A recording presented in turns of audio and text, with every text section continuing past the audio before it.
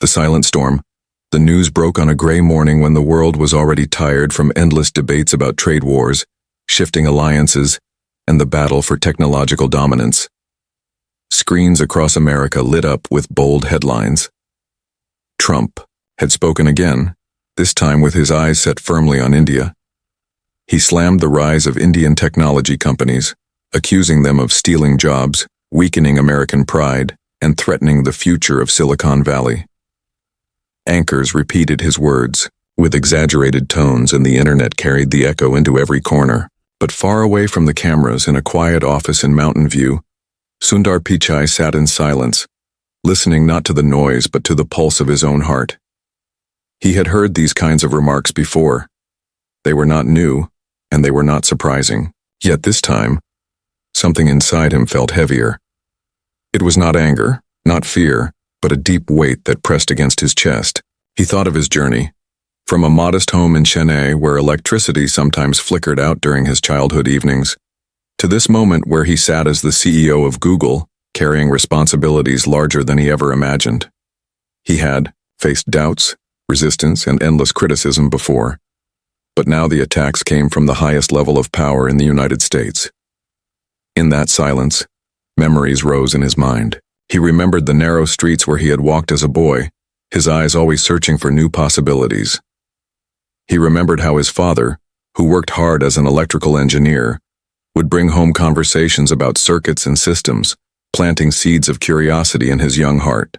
He remembered his mother, who had given up her teaching career to support the family, always encouraging him to dream beyond the walls of their small apartment. Those moments built the foundation of humility inside him. They reminded him that, no matter how loud the world became, his inner compass must stay steady. The story of Sundar was not just about technology, it was about resilience. He had never been the loudest in the room, never the one demanding attention. He chose silence, observation, and patience, and it was through that quiet strength that he had risen. Yet now, the silence itself was being tested. Because when Trump's words spread across the media, people looked at Sundar expecting him to respond. Would he defend India? Would he protect his company's image? Would he fight fire with fire? The truth was that Sundar did not think of himself as just the CEO of an American company or the son of India. He carried both identities with him, inseparable, like two halves of one spirit. And when conflict pushed against those halves, he knew he had to act with care. For in every choice he made, millions would find meaning and billions would feel the ripple. He closed his eyes, and for a moment he was no longer in his office. He was back in his childhood home. He saw the metal door, painted blue but chipped from years of wear. He smelled the faint aroma of spices drifting in from the kitchen.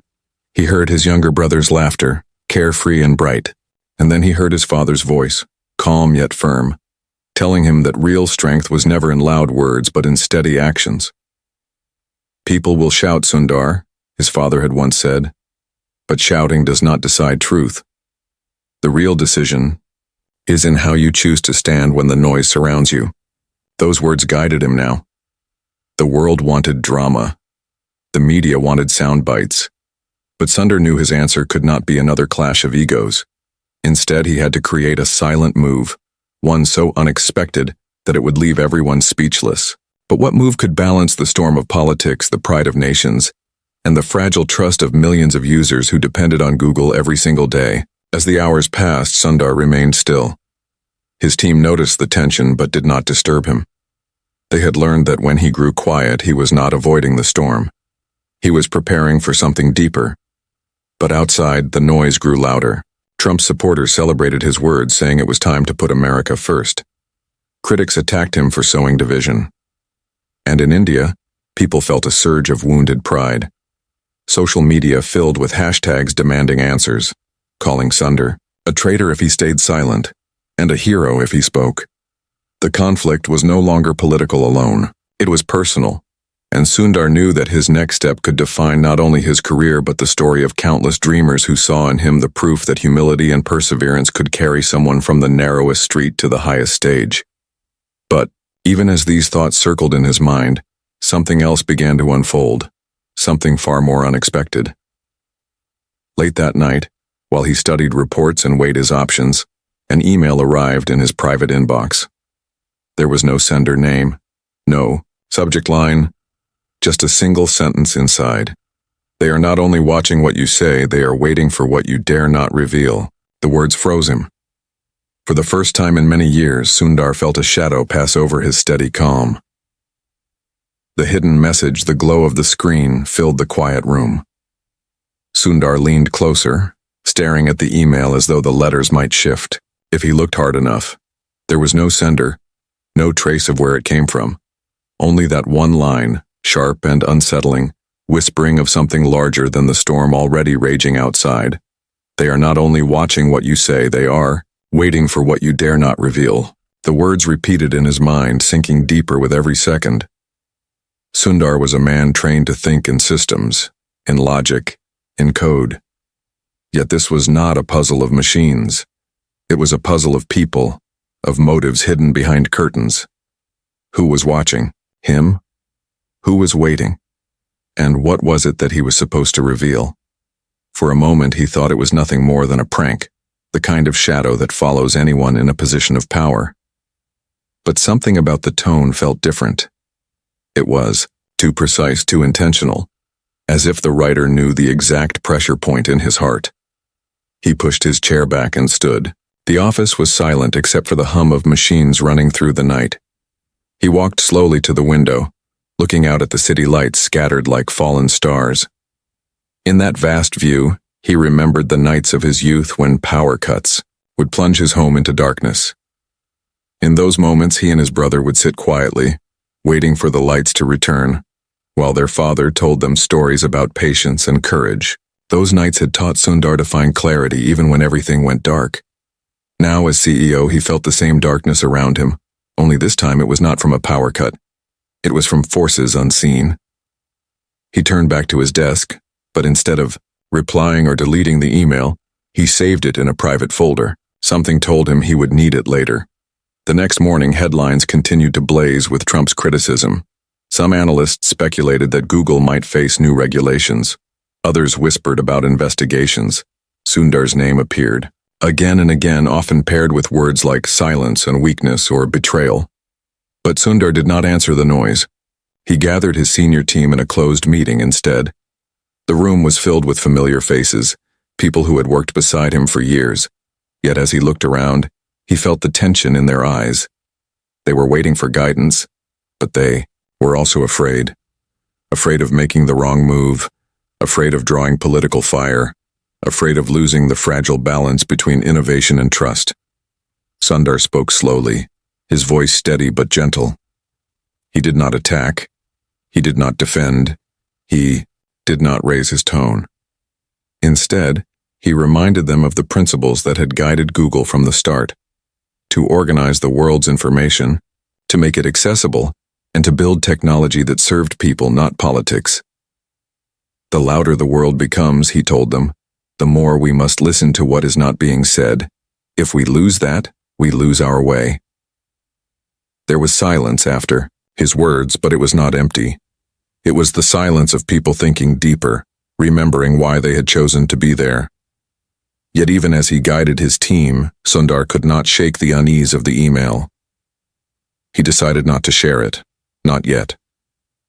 It was not only because he feared distracting his team, it was also because he felt that this was a message meant for him alone, a test of whether he would act from fear or from clarity. That night, when the offices were quiet again, Sundar went home. His house, though large and filled with light, felt strangely cold. He walked through the halls and paused at the family photographs hanging on the walls. There was one of him with his wife and children at a small beach, their feet in the sand, laughter caught in the wind. That picture reminded him of what mattered most. He sat down in the living room, where the warm smell of tea still lingered, from earlier in the evening. His wife noticed his silence and asked if he was all right. Sundar gave a gentle smile and said only, "It's just a noisy time." He did not mention the email. He did not want to burden her with shadows when she had already carried so many of his storms in the past. Later that night, as he prepared for bed, he checked his phone one last time. Another email had arrived. Again, No name, no subject. This time, the message was longer. The attacks from Washington are not only about politics, they are about fear. There is something buried deep in your own company, something that, if revealed, would shake the world. You know the silence you have chosen, but silence is not always strength. Sometimes it is a cage. Soon, you must decide. His heart tightened. He read it again and then again. Buried deep in the company. What did that mean? Google was vast, with projects stretching from search to artificial intelligence, from cloud to secret labs experimenting with technologies that most people could not even imagine. Sundar knew there were risks, controversies, even secrets, but this message seemed to point to something greater, something that could redefine not just his role, but the balance of power itself. Sleep did not come easily that night. He lay awake, thinking of the journey that had brought him here, of the people who looked up to him, of the millions of young dreamers in India who saw in him the proof that they too could rise beyond boundaries. He thought of the responsibility he carried, not only as a CEO but as a human being who had always believed in kindness, humility, and respect. But now those very values were being tested by shadows. The next morning, he walked into his office with a quiet determination. He began to look through internal reports, reviewing projects and files that most people never saw. He asked for updates from teams, pretending it was part of a routine review. But deep down, he was searching. Searching for what the anonymous writer hinted at, searching for the truth hidden beneath the surface. And then, just as he thought he was chasing a phantom, he found something. It was buried in a classified folder, connected to a project known only by a code name. The details were incomplete, but one phrase stood out, chilling and unmistakable. A system capable of predicting human decisions before they are made. Sundar froze. His fingers hovered over the screen. The weight of truth. The words on the screen seemed almost unreal. A system capable of predicting human decisions before they are made. Sundar stared at the phrase, his mind racing, his heart heavy. He had spent years believing that technology, at its best, was a tool to help people live fuller lives, to connect, to create, to learn. But this was something else entirely. This was no simple search algorithm, no recommendation engine, no helpful assistant. This was a power that touched the core of what it meant to be human. He leaned back in his chair, closing his eyes. Questions flooded him. Who had built this? How far had it advanced? What did predicting human decisions truly mean? Was it a statistical guess or something deeper, something that reached into the very fabric of thought? He thought of the trust that billions had placed in Google, trusting it with their searches, their maps, their emails, their memories. If people knew of this project, if they even suspected it, that trust could shatter in an instant. Yet the email had been right. Silence could become a cage. The more he knew, the more dangerous his silence felt. He decided to move carefully. Calling the project team directly could raise suspicion. Instead, he reached out indirectly, asking for a general report on advanced AI initiatives. The reply came quickly, filled with jargon, layers of technical language designed to bury meaning. But Sundar was patient. He read every line, every word, peeling back the layers until he saw the outline of the truth. The project had begun in secrecy, years earlier, under the umbrella of experimental AI research. It had grown quietly, fed by streams of data from across the company's platforms. Its goal had been ambitious: to understand human behavior with such precision that it could anticipate actions, not just reactions. In theory, it was designed for positive purposes, predicting health risks before they appeared, preventing accidents by reading subtle patterns, helping people make wiser choices. But Sundar knew that such power rarely stayed within the bounds of good intentions. He thought of governments, of corporations, of those who would use such a system to control rather than to help. The thought chilled him. And then another thought struck even harder.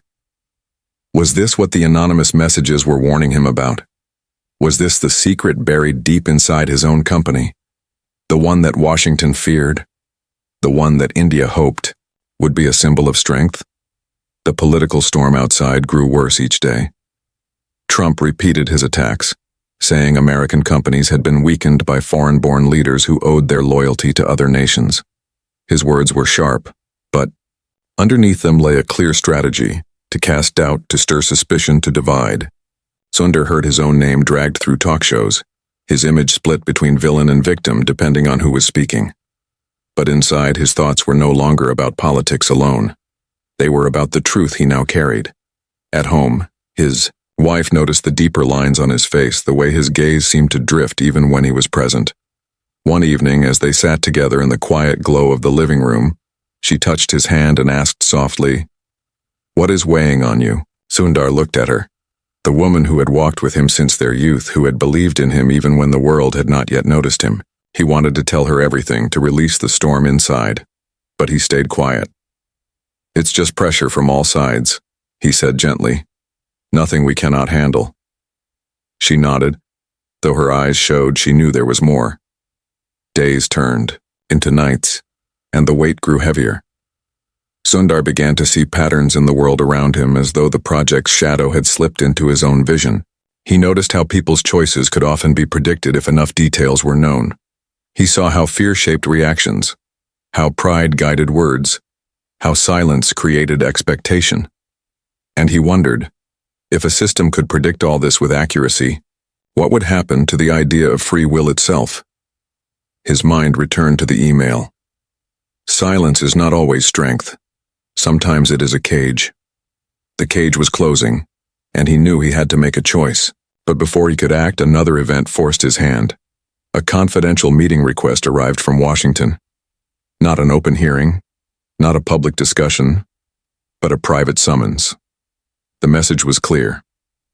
Members of the government wanted to speak, with him behind closed doors. No press, no announcements. Sundar felt his pulse quicken as he read it. When he arrived in Washington, the air felt heavier than usual. The city carried its usual buzz of power and tension, but this time he felt it pressing directly on him. He was escorted into a secure building, through halls that seemed deliberately designed to strip away comfort. The room he entered was small, with a long table and 3 officials waiting. Their eyes were sharp, their expressions guarded. One of them leaned forward, his voice low but firm. "Mr. Pichai, we know about the project. The question is not whether it exists. The question is whether you intend to control it, or whether it will control you." Sundar's breath caught. They knew. He said nothing at first, weighing his words carefully. Humility told him to listen before he spoke. Kindness told him not to answer with anger. Resilience told him to remain steady. But even as he prepared, his response, one thought pierced through him. If Washington knew, then who else did? And how far had the shadow already spread? The breaking point. The room in Washington was heavy with silence, broken only by the hum of the air conditioning. 3 officials sat across from Sundar, their eyes fixed on him with the kind of intensity that made every breath feel weighed. Their questions still lingered in the air. "Will you control it, or will it control you?" Sundar leaned forward slowly, folding his hands together on the table. He chose his words with care, each one carrying the balance between honesty and protection. "Technology is always about intent," he said softly. "We build tools. How they are used depends on choices made by people. The danger is not in the tool itself, but in the hands that wield it." The officials exchanged glances. One of them, a woman with sharp eyes and a voice like steel, leaned in closer. "Mr. Pichai, you know that is not enough. We are not talking about search engines or cloud storage. We are talking about a system that can shape human will before people even realize what they want. Do you understand the scale of that? The country that controls this does not just win markets. It wins minds. Forever." Her words cut deep, not because Sundar did not understand, but because he understood too well. He thought of his team back in Mountain View, of the young engineers who had joined Google with dreams of making the world better. Did they know what they were part of? Did they realize the weight of what they were creating? The second official spoke then, his tone colder, more direct. "We cannot allow this to fall into the hands of rivals. India is rising fast, and people already see you as their hero. But you must remember you lead an American company. We expect loyalty. If you cannot guarantee that, we will find ways to limit your influence." The words were a blade hidden inside velvet. Sundar heard not just a warning, but a threat. He sat still, his face calm, but inside his mind raced. He thought of his childhood, of his father's voice reminding him that true strength was never about domination, but about balance. He thought of his mother, who had always told him that kindness was not weakness but a form of courage. And he thought of all the young dreamers in India who saw in him a reflection of their own possibilities. When he finally spoke, his voice carried the quiet firmness of someone who knew that shouting was not the only way to show power. "I will not allow this system to become a weapon," he said. "That is my promise." The officials stared at him. One smirked faintly, as if amused by the idealism of his words. The meeting ended soon after, with no signatures, no documents, only unspoken tension hanging in the air. As Sundar walked out of the building, the weight on his shoulders felt heavier than ever. On the flight back to California, he stared out the window at the endless sky. Questions pressed against him like storms. Could he really control something this vast? Was his silence protecting the world, or was it giving power to those who would misuse it? And above all, who was the hidden voice that had been sending him those messages? When he landed, his phone vibrated. Another email had arrived. "You are standing at the edge of a knife. Washington thinks you will bend. Delhi believes you will rise. But the truth is not about nations. It is about humanity. Soon you must choose what you protect. If you delay, the choice will be made for you." Sundar's pulse quickened. This was no longer just about technology. It was about something larger, something that stretched beyond borders. Back at Google, he began holding late-night sessions with a small circle of trusted colleagues. He asked questions, pressed for answers, studied lines of code and reports that most would never see. He discovered that the project was further along than he had imagined. Tests had already shown eerie accuracy in predicting individual choices, sometimes even days before the decision was consciously made. The implications were staggering. One engineer, his voice trembling as he explained the findings, said, "It's like the system reads the shadows of thought before thought even arrives. It doesn't just guess, it anticipates." Sundar listened, his chest tightening. He imagined a world where governments could know protests before they happened, where companies could sell to people before they knew they wanted something, where free will itself became nothing more than a managed illusion. The horror of it pressed against him, yet he also saw the flicker of light. What if this same system could predict depression before it claimed a life, or violence before it struck, or illness before it spread? The power of it was double-edged, and he stood at the center of that blade. The pressure outside grew worse. Indian media celebrated Sundar as the face of a new era, demanding that he speak for India against Washington's insults. American commentators painted him as a risk, questioning his loyalty. Inside Google, whispers spread. Employees sensing that something unusual was unfolding at the highest levels. His wife noticed the storm building inside him, the sleepless nights, the silence that grew longer. One evening, she touched his shoulder, gently, and said, "You cannot carry the whole world alone." Sundar looked at her, his eyes tired but steady. "Sometimes it feels like I have no choice," he whispered. Then came the breaking point. Late one night, as he reviewed reports in his office, a new message appeared on his private screen. This time, it was not just words. It was a file attachment. His hands hesitated before opening it. When he did, what he saw made his breath stop. It was a list of names, officials, executives, even engineers inside Google, all marked with notes about how the predictive system had already been used, quietly in secret, to influence choices they believed they had made freely. The system was not just a theory anymore, it was already at work. The fire inside Sundar sat alone in his office long after midnight, the glow of the screen casting shadows across his tired face. The list of names haunted him. Government officials, corporate leaders, engineers inside, his own company. each one marked with notes describing decisions they thought had been their own, but which the system had already shaped. It was subtle, invisible, almost impossible to notice. And that was what made it terrifying. For years, he had believed in the principle of building tools to help people, tools that respected choice, tools that offered knowledge instead of control, yet here in front of him was proof that choice itself was being bent by unseen hands. It was not just the possibility of misuse, it was already happening.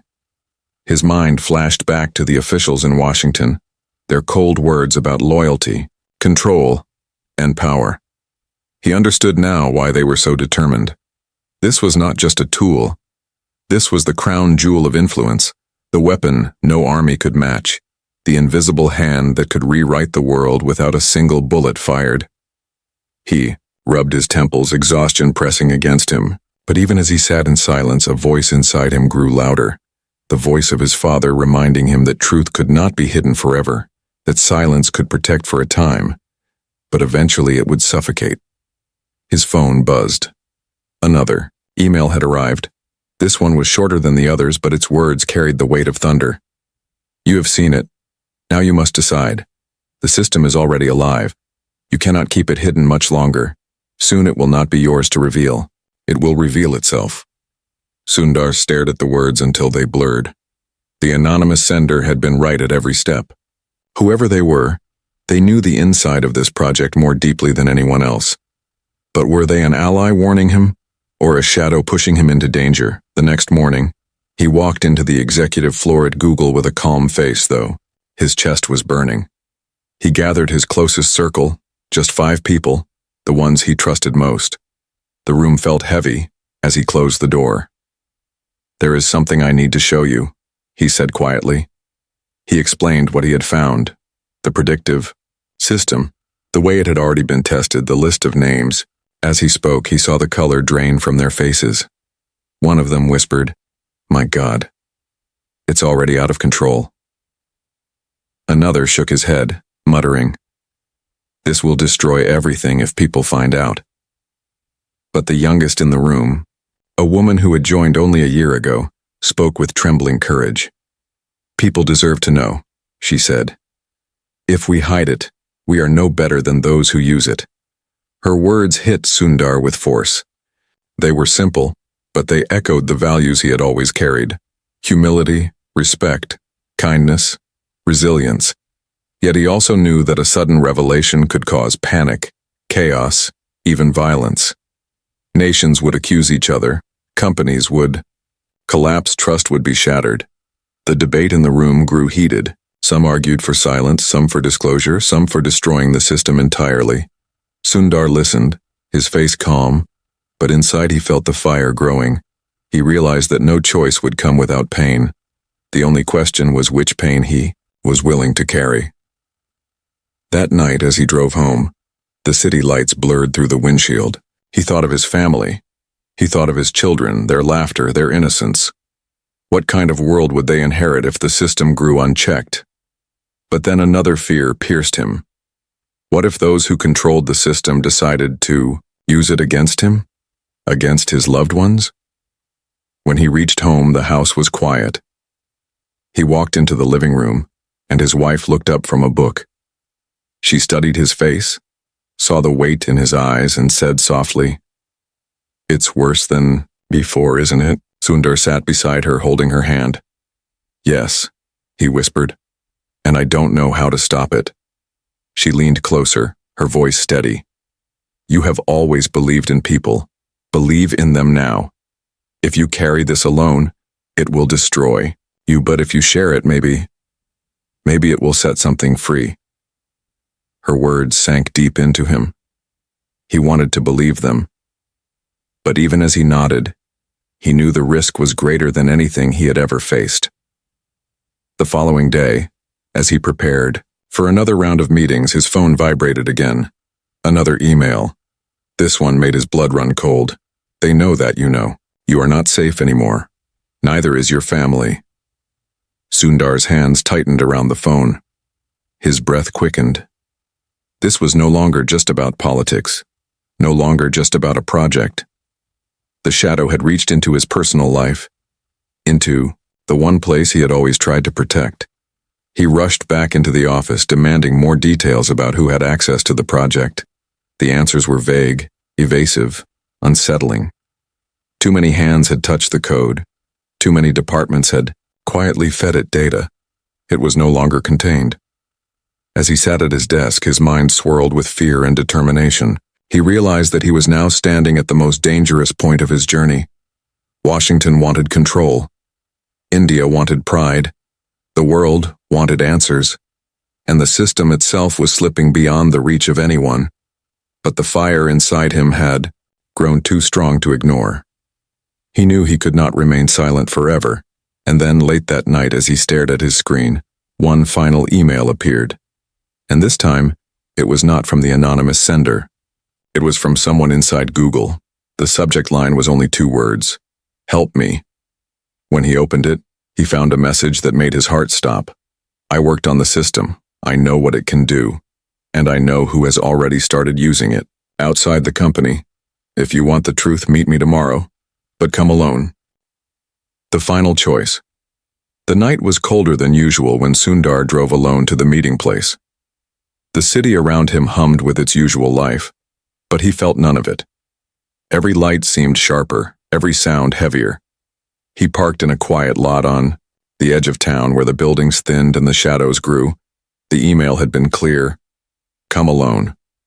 His security team had begged him not to go, but he knew he had no choice.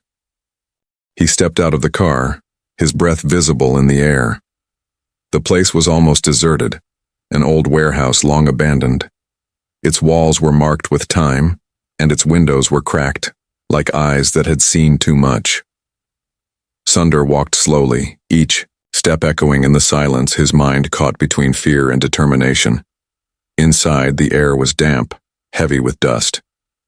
He waited in the dim light, listening to the creaks of the old building. Then, from the shadows, a figure appeared, a young engineer no older than 30, his eyes restless, his hands trembling as if carrying a weight too heavy for his frame. "You came," the engineer whispered. Sundar nodded. "You asked for help." "I am here." The young man looked around, nervously before speaking. "The system, it's no longer just inside the company. Someone has already copied parts of it. They are running it outside in secret. Not for health, not for safety, but for control. I thought it was only research. But then I saw the patterns, elections, markets, even personal choices. It's already being tested on people who have no idea." Sundar's chest tightened. The nightmare he feared was real. "Who has it?" he asked. The engineer's voice shook. "A private group with connections to people in power. They want to use it to shape decisions on a global scale. They think they can steer the world quietly, without anyone noticing." He paused, then looked at Sundar with desperate eyes. "You are the only one who can stop them. If you speak, the world will listen. If you stay silent, it will spread like fire." The weight of the words pressed on Sundar like iron. He thought of Washington's threats, of India's expectations, of his family's safety. He thought of the millions of young dreamers who looked up to him, who believed that resilience and humility could still lead to greatness. And he thought of the truth, raw and unforgiving. For a long moment he said nothing. Then he asked softly, "Why me? Why risk everything to tell me?" The young man's answer was simple. "Because you still believe in people. Most of us stopped long ago." The words cut deep. Sundar felt the fire inside him harden into resolve. The next days passed in a blur. He returned to Mountain View, carrying the secret like a storm in his chest. He could no longer sit still. He began drafting a statement, not just for Washington, not just for Delhi, but for the entire world.